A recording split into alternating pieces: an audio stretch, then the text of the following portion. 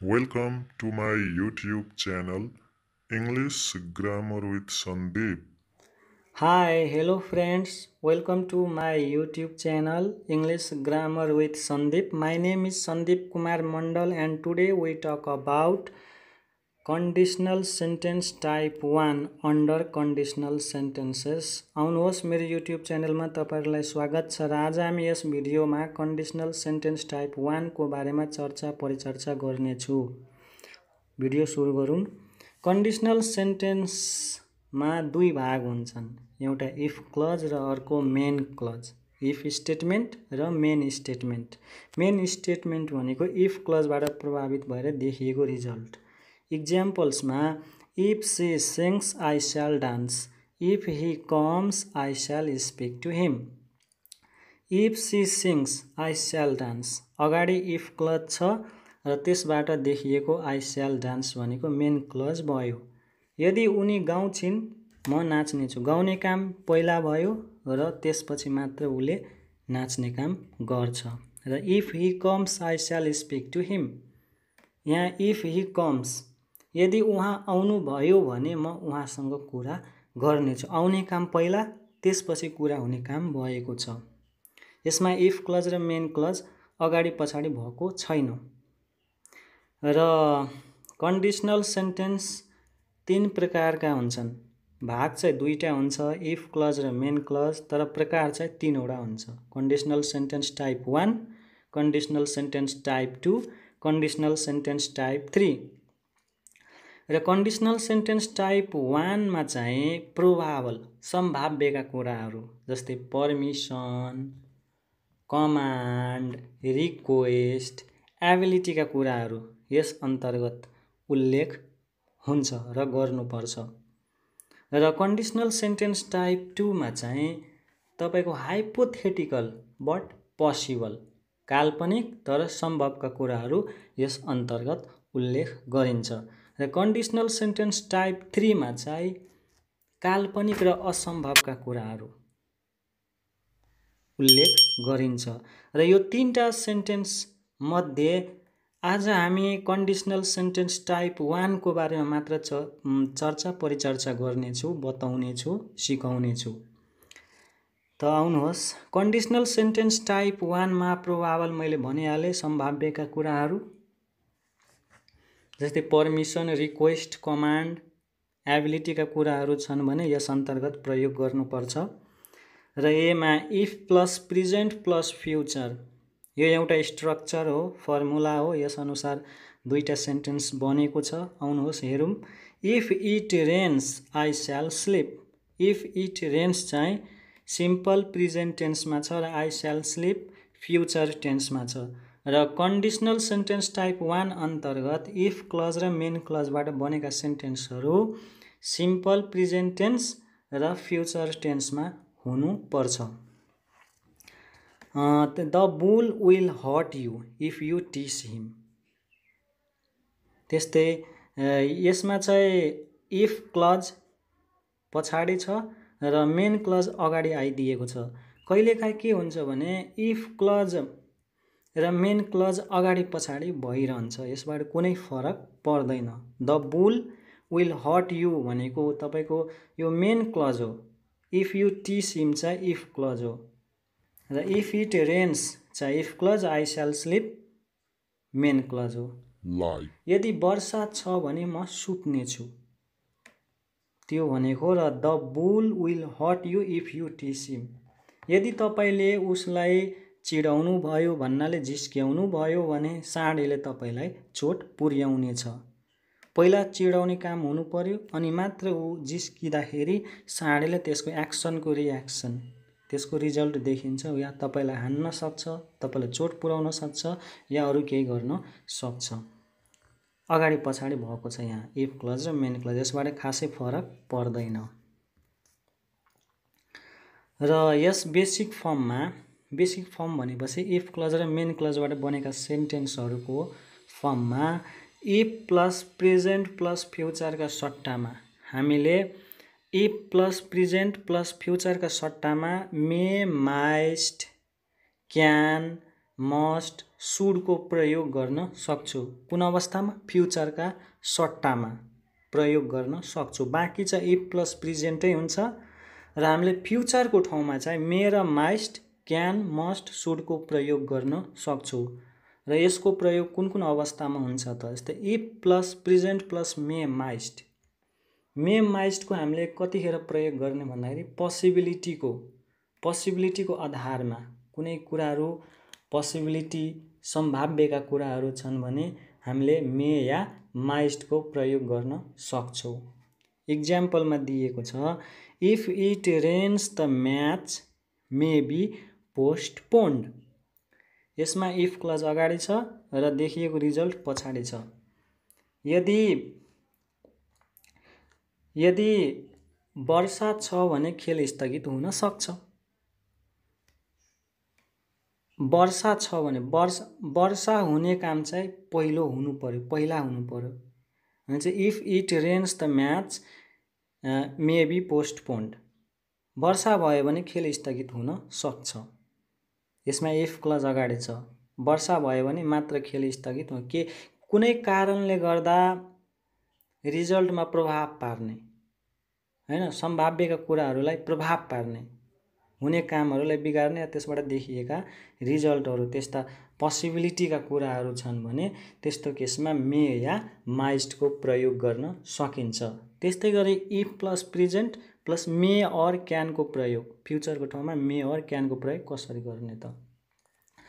यसको प्रयोग चाहिँ तपाईको पर्मिसन वा एबिलिटी को सिलसिलामा यसको प्रयोग गर्न सकिन्छ।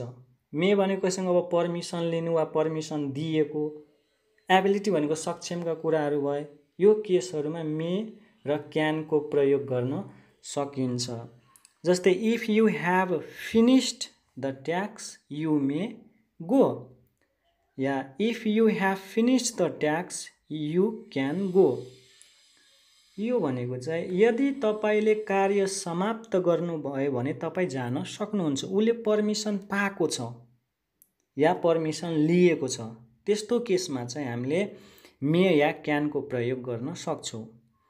यदि तपाईले कार्य समाप्त गर्नुभयो भने तपाईँ जान सक्नुहुन्छ, पर्मिसन लिएको वा दिएको। त्यस्तो अर्कोमा छ if it stops raining we can play. यदि वर्षा बन्द भए हामी खेल्न सक्छौँ। खेल्ने काम चाहिँ सक्छौँ भने मेरो सक्षम पनि हुन्छौँ हामी, या कि कसैसँग पर्मिसन लिएको वा पानी पर्न बन्द भएमा हामी खेल्न सक्छौँ। पर्मिसन लिएको वा आफू खेल्न सक्षम भएको, त्यस्तो केसहरूमा मे अर क्यानको प्रयोग, सक्षम हुनु वा पर्मिसन लिएको वा दिएको, त्यस्तो केसमा मे र क्यानको प्रयोग हुन्छ। के को सट्टामा? फ्युचरका सट्टामा। बाँकी तपाईको इफ प्लस प्रेजेन्ट छँदैछ प्लस मे अर क्यान चाहिँ हामीले फ्युचरका सट्टामा प्रयोग गरिराखेका छौँ। के अन्तर्गत? कन्डिसनल सेन्टेन्स टाइप 1 अन्तर्गत। इफ क्लज सिम्पल प्रेजेन्ट टेन्समा र मेन क्लज फ्युचर टेन्समा हुनुपर्छ। र फ्युचर टेन्सको ठाउँमा हामीले मे, माइस्ट, क्यान, मस्ट र सुडको प्रयोग गरिराखेका छौँ। र यसको प्रयोग कसरी हुन्छ त्यसको बारेमा हामी बुझिरहेका छौँ। त्यस्तै गरी फ्युचरको ठाउँमा हामीले मस्ट र सुडको प्रयोग कसरी गर्ने, कुन अवस्थामा यसको प्रयोग हुन्छ त? मस्ट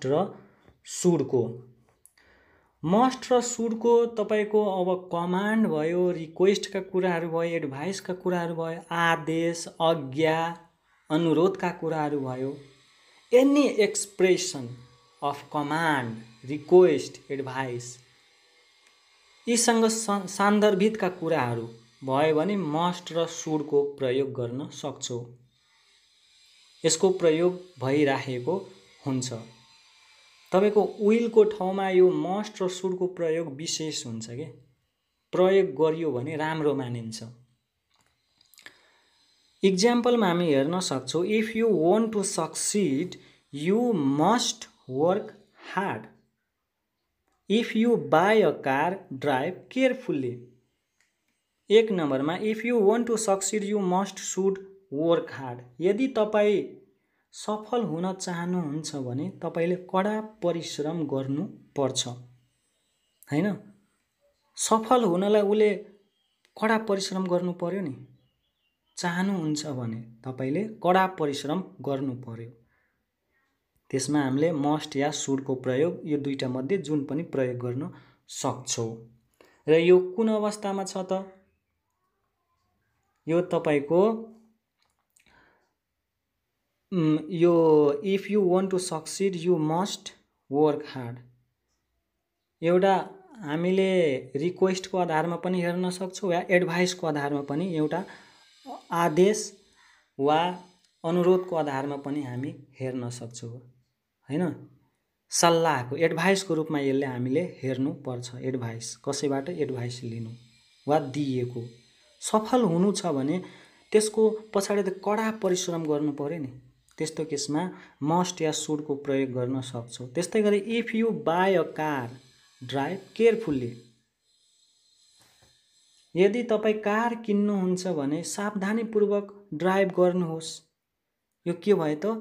यहाँ के दिएको छ भन्दा यो अनुसार तपाईले एडभाइस पाउनु भएको, सल्लाह पाउनु भएको छ। कार किन्नु भयो भने राम्ररी चलाउनुहोस् आज्ञा दिएको छ। यसले आदेश कमान्ड सम्झिँदा नि भयो यसलाई।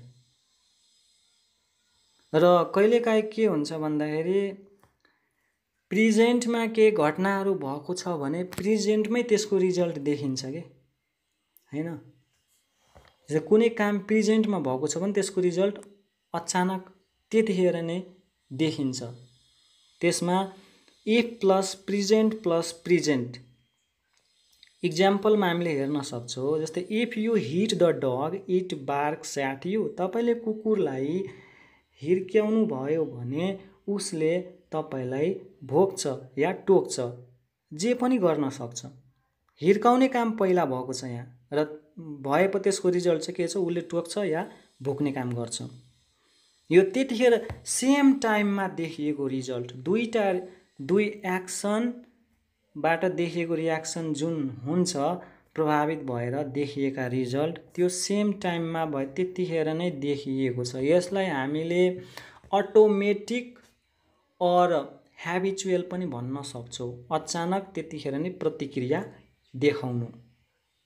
प्रेजेन्ट टाइम्समै त्यसको रिजल्ट देखिन्छ भने त्यस ठाउँमा हामीले प्रेजेन्ट प्लस प्रेजेन्टको प्रयोग पनि गर्न सक्छौँ। If you hit the dog it barks at you.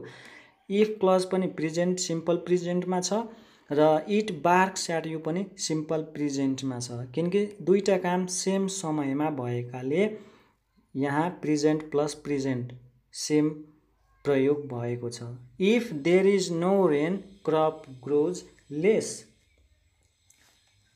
यहाँ चाहिँ पानी कम पर्यो भने उत्पादन कम हुन्छ। पानी कम पर्यो भने उत्पादन कम पक्कै हुन्छ। किनकि यो सम्भाव्य अत्त हुने के स्वत हुने। पानी कम पर्यो भने उत्पादन स्वत कम हुने हैन। यो सम्भाव्यका कुराहरुमा यसमा पनि प्रेजेन्ट इफ क्लज पनि प्रेजेन्टमा छ र त्यसको रिजल्ट पनि प्रेजेन्टमै देखिहाल्यो। पानी कम पर्यो भने त्यसको रिजल्ट देखिन्छ, उत्पादन कम हुन्छ, यो थाहा भएकै कुरा हो। त्यही भएर यस्तो केसहरुमा इफ प्लस प्रेजेन्टको प्रयोग हुन्छ। के अन्तर्गत? कन्डिसनल टाइप 1 अन्तर्गत प्रयोग हुन्छ। हस्त अर्को नेक्स्ट जाउँ। र इफ क्लजका विभिन्न रूपमा इफ प्लस प्रेजेन्ट टेन्सका सट्टामा हामीले इफ प्लस प्रेजेन्ट कन्टिन्युअस र इफ प्लस प्रेजेन्ट पर्फेक्टको प्रयोग गर्न सक्छौं। इफ क्लजका विभिन्न रूपमा, अब विभिन्न रूपमा इफ क्लजबाट बनेका विभिन्न रूपहरू हुन्छन् र विभिन्न रूपहरू मध्ये इफ प्लस प्रेजेन्ट टेन्सका सट्टामा हामीले प्रेजेन्ट कन्टिन्युअस र प्रेजेन्ट पर्फेक्टको प्रयोग पनि गर्न सक्छौं। If you are looking for Ram you will find him upstairs. यदि तपाईं राम खोज्दै हुनुहुन्छ भने तपाईं उसलाई माथिल्लो तलामा पाउनु हुनेछ हैन। If you are looking for Ram you will find him upstairs. यो तपाईको प्रेजेन्ट कन्टिन्युअसमा छ। यो टेन्स, यो सेन्टेन्स प्रेजेन्ट कन्टिन्युअसमा छ। खोज्ने काम भइरहेको छ के, यदि तपाईँ राम खोज्दै हुनुहुन्छ हैन, खोज्ने काम भएको छ नि, तपाईँ उसलाई माथिल्लो तलामा पाउने हुनेछ। You will find him upstairs. If you are looking for Ram present continuous र you will find him upstairs future टेन्समा छ। नियरली इभेन्ट्स के त्यति देखिने, नियरली विलको प्रयोग चाहिँ नियरली इभेन्ट्सको अवस्थामा प्रयोग गरिन्छ। र if she has return the letter, र यसको प्रयोग तपाईँको चाहिँ फ्युचर एरेन्जमेन्टका कुराहरू हुन्छन् नि। मतलब if she has return the letter I will post it भने जस्तो, यदि उसले चिठी लेखिएको छ भने म यसलाई पोस्ट गर्नेछु। यो भनेको एरेन्जमेन्ट भयो कि आई विल पोस्ट इट भनेको एरेन्जमेन्टका कुराहरू भयो, फ्युचर एरेन्जमेन्टका कुराहरू दर्शाउनलाई यो प्रेजेन्ट कन्टिन्युस र प्रेजेन्ट पर्फेक्टको प्रयोग हुन्छ। के अन्तर्गत? कन्डिसनल सेन्टेन्स टाइप 1 अन्तर्गत। हस्त साथीहरू, तपाईँहरूलाई मेरो भिडियो कस्तो लाग्यो लाइक, कमेन्ट र सब्सक्राइब गरिदिनु होला। आगामी भिडियोमा हामी पूर्ण भेट्ने नै छौँ। हस्त, thank you very much, by by. Subscribe my channel. Don't forget to click the bell icon. Like, comment, share.